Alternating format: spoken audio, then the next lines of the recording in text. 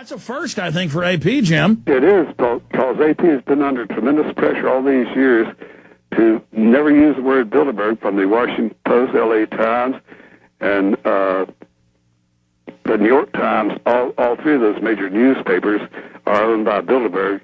That is philosophically owned because they've all attended these meetings.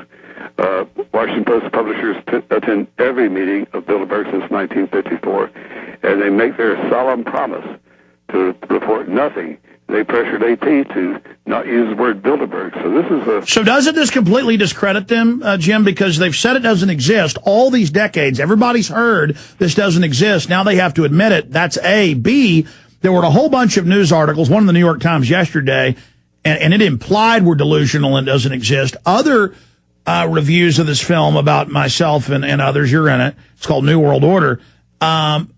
You know, that crew that was following us around for a few years.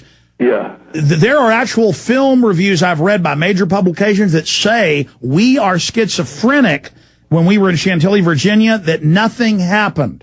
There was no meeting, Jim. We are just complete loons. AP doesn't exist. This doesn't exist. And who's saying that?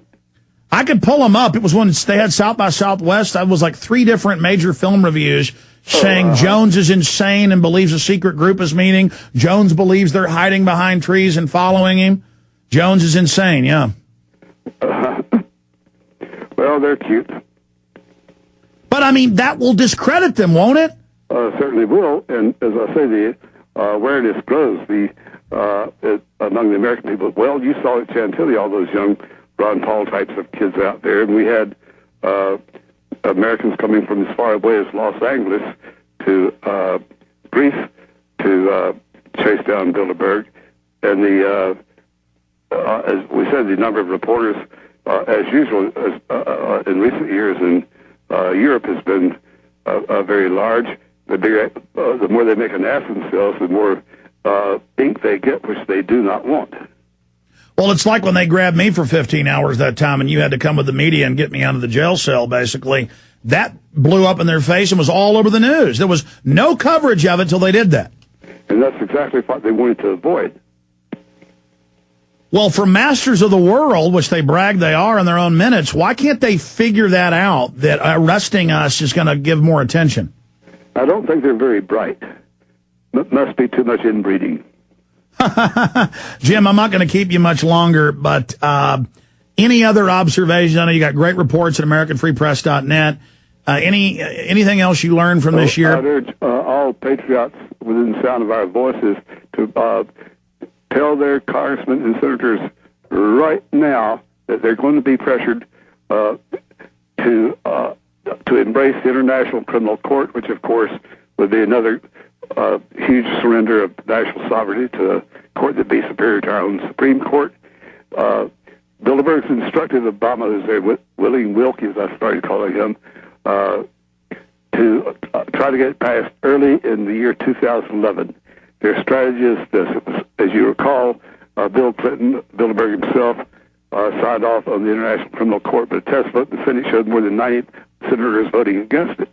But many of those left-wing senators did not want to vote against it, but they were scared of their constituents because they heard from them. Now, what Obama is going to sweet-talk the left-wing senators in his own party, and maybe a couple of deserters in the Republican Party. Don't worry, this is going to be done very quietly. When the new, more left-wing Congress is elected in 2010, in January of 2011, when the newly elected Congress is seated on a Saturday night, late on a Saturday evening, we'll quietly pass. The Senate will quietly ratify the International Criminal Court. And by the way, that just won't kill sovereignty. The International Criminal Court has no free speech, no rights. Very tyrannical. Now, what about Iran? What about Iran is, because the word is they're talking with Israel about letting them hit them in the next couple of years. What do you know about that from Bilderberg? Bilderberg is not is very concerned about whether or not there will be a big conflagration in the Middle East with Israel doing a preemptive strike. I don't know for sure, but I think they're telling Israel to try to take a deep breath now, because they are concerned. Of course, they have heavy oil interests in the region themselves, that now calls a preemptive strike against Iran. Iran fires back, and there's a nuclear holocaust in the Middle East. So they seem to be very nervous about that. All right. What about their global carbon taxes? We know they're getting those in Europe, but they're having trouble in the U.S. Any word on that? Well, they're still pressing for legislation they've had pending before the United Nations, unknown to the American people and to the public at large for 3 years or so, to create a global UN tax on oil at the wellhead, just a penny or two to start with. You wouldn't even notice you're paying it. But symbolically, you'd be paying a direct tax to the world government every time you bought gasoline for your car or your lawnmower or oil for any purpose. And then, of course, over the years, it would be cranked up to a significant amount. But to set the precedent of a direct tax by the United Nations on the people of the world, that's what's most important to them, that symbol of all-powerful government. Are they worried about the I know they're scared about the anti-EU movement. Are they figuring out we have 179 sponsors to audit the Fed, and at the end the Fed movement is rising? They're confident that they can pressure enough congressmen to block it, but we can hope they're wrong. They're a little bit nervous about it, but they believe that they'll be able to block it. We all hope they could not. All right. Folks, you can subscribe to American Free Press at AmericanFreePress.net and get Jim's great reports. We have a link to the stories he's written at Infowars.com and PrisonPlanet.com. You can also get his book that we sell, Jim Tucker's Bilderberg Diary, an incredible read of 30-plus years tracking and tracing them, the photos, the documents. It's just an amazing book. Get it at Infowars.com. Jim Tucker, hey, look, it's got to feel good. Been doing this 35, 36 years, and now it's breaking all over the place. We salute you, Jim. Thank you very much.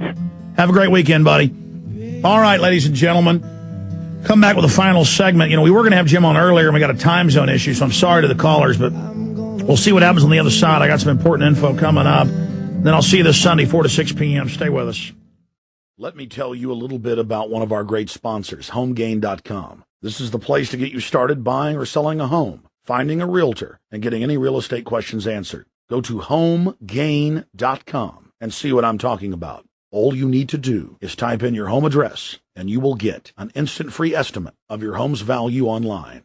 This is a great way to be able to monitor the value of your home. And again, it's absolutely free. There are tons of tools to help you. For instance, if you want to remodel your home, go to HomeGain.com. Use their Home Sale Maximizer to help you determine which home improvements can most increase your home's value before you put it on the market. For 10 years, these folks have been helping home sellers and buyers. Visit their link at Infowars.com. Look for Max, the orange home gain gorilla, to help you with any real estate needs you might have. You'll love this site. It's HomeGain.com, HomeGain.com. Check them out today.